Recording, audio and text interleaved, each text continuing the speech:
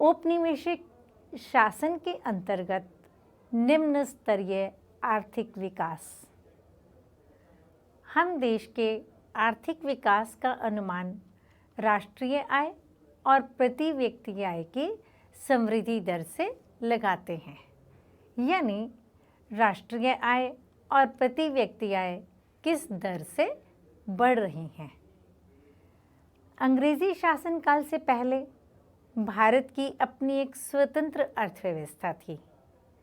तब लोगों की आजीविका और सरकार की आय का मुख्य साधन कृषि ही था, लेकिन इसके साथ साथ कई विनिर्माण गतिविधियां भी हो रही थी, जैसे सूती और रेशमी वस्त्र बनाना, धातुओं की वस्तुएं बनाना, बहुमूल्य मणिरत्न, शिल्पकला आदि।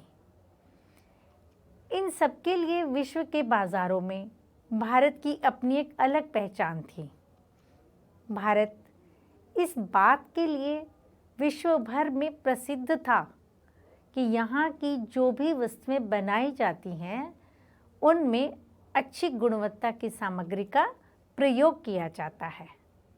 और इसके साथ साथ भारत अपनी उच्च स्तर की कलात्मकता के लिए भी विश्व भर में जाना जाता था। उस समय के बंगाल के सूती वस्त्र का उदाहरण आपकी पुस्तक के बॉक्स में भी दिया गया है। बंगाल का सूती उद्योग।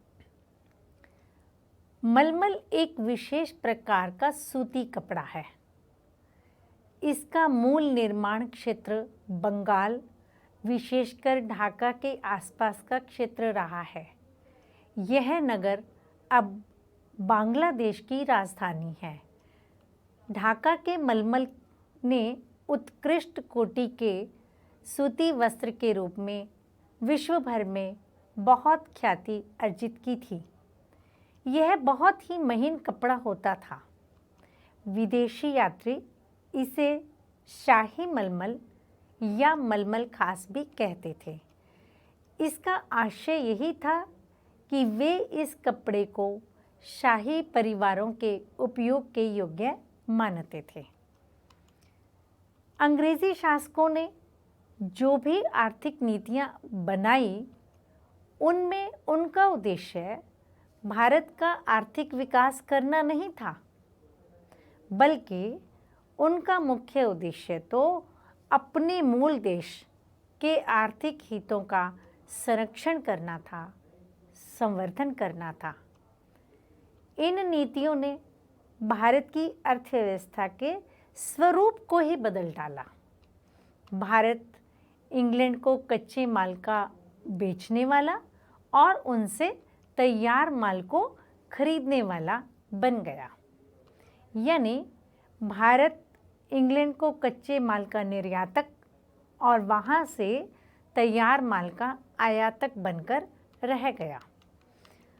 औपनिवेशिक शासकों ने कभी भी भारत की राष्ट्रीय आय और प्रति व्यक्ति आय का आकलन करने का कोई भी प्रयास नहीं किया।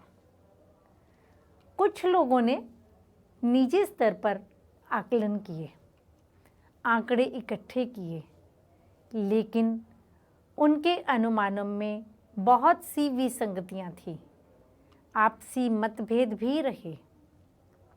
इन आकलनकर्ताओं में Dadabhai Naoroji, William Digby, Findlay Shirras, doctor VKRV Rao और RC देसाई प्रमुख रहे हैं। औपनिवेशिक शासनकाल के दौरान डॉक्टर राव द्वारा लगाए गए अनुमान बहुत महत्वपूर्ण माने जाते हैं।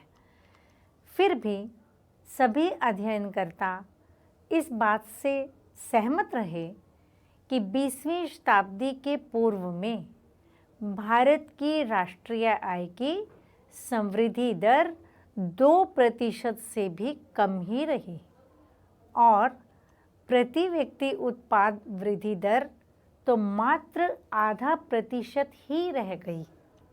आइए अब हम कृषि क्षेत्र के बारे में जानते हैं। ब्रिटिश शासन के अंतर्गत भारत मूलतः एक कृषि अर्थव्यवस्था ही बना रहा।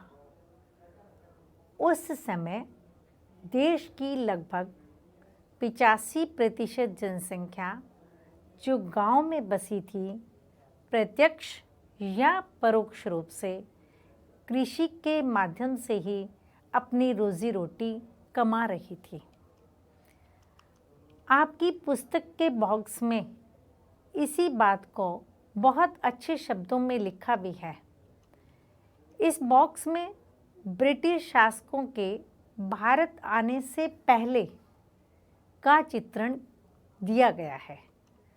17वीं शताब्दी में भारत में आए फ्रांसीसी यात्री बर्नियर ने उस समय के बंगाल का जो वर्णन किया है उसे बताया गया है।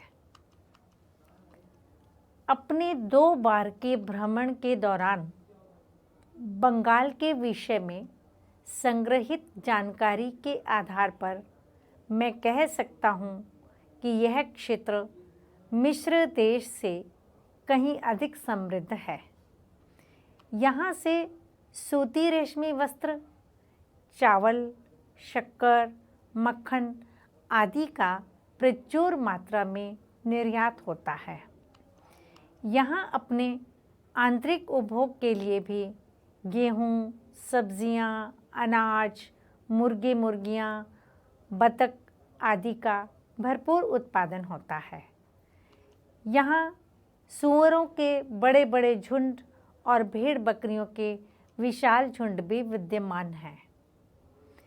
इस क्षेत्र में हर प्रकार की मछलियाँ प्रचुर मात्रा में उपलब्ध हैं। राजमहल से लेकर समुद्र तक अतीत में परिवहन और सिंचाई के लिए गंगा नदी से बहुत यत्न और श्रमपूर्वक काटकर बनाई गई नहरों का जाल सा बिछा हुआ है।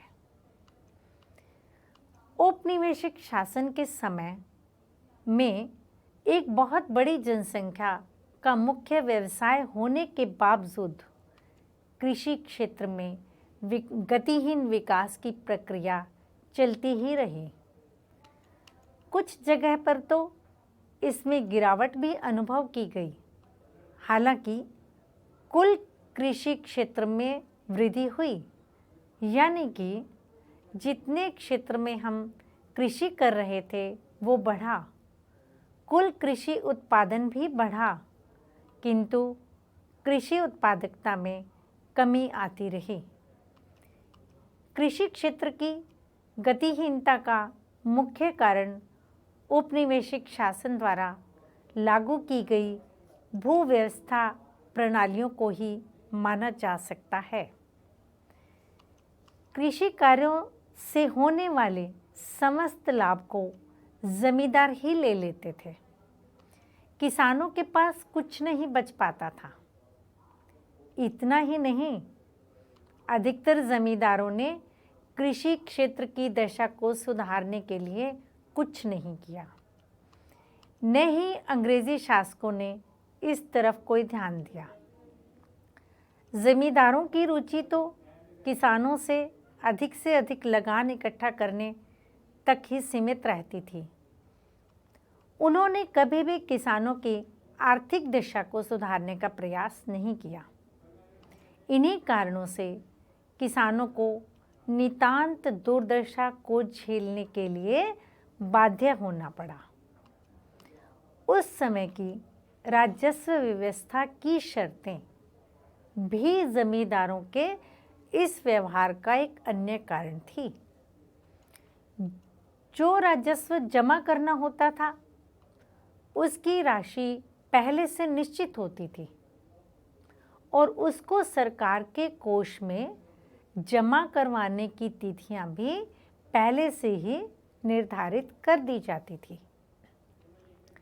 समय पर अगर कोई जमींदार यह रकम जमा नहीं करवाता था तो जमींदारों से उनके अधिकार छीन लिए जाते थे। कृषि परंपरागत तरीके से की जाती थी। हल बैल का प्रयोग होता था, श्रमिकों द्वारा पूरा पूरा दिन खेत में काम किया जाता था। श्रमिक पूरा पूरा दिन खेत में काम में लगे रहते थे। मशीनों का कोई प्रयोग नहीं था। इसके अलावा उस समय कृषि क्षेत्र में सिंचाई सुविधाओं का बहुत अभाव था। उर्वरकों का प्रयोग भी नहीं के बराबर हो रहा था। इन्हीं कारणों से भी कृषि उत्पादकता का स्तर बहुत कम था।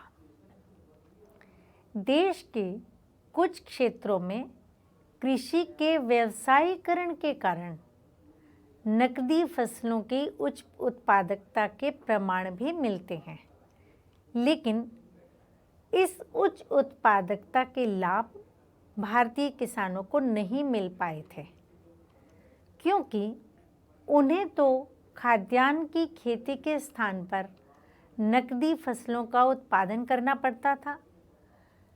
इस नकदी फसल का प्रयोग इंग्लैंड के कारखानों में होता था। सिंचाई सुविधाओं में कुछ सुधार तो किए गए, लेकिन भारत बाढ़ नियंत्रण और भूमि की उपजाऊ शक्ति के मामले में पिछड़ा ही रहा। भूमिहीन किसान और छोटे किसानों के पास कृषि क्षेत्र के लिए न ही संसाधन थे, न तकनीक थी और न कोई प्रेरणा।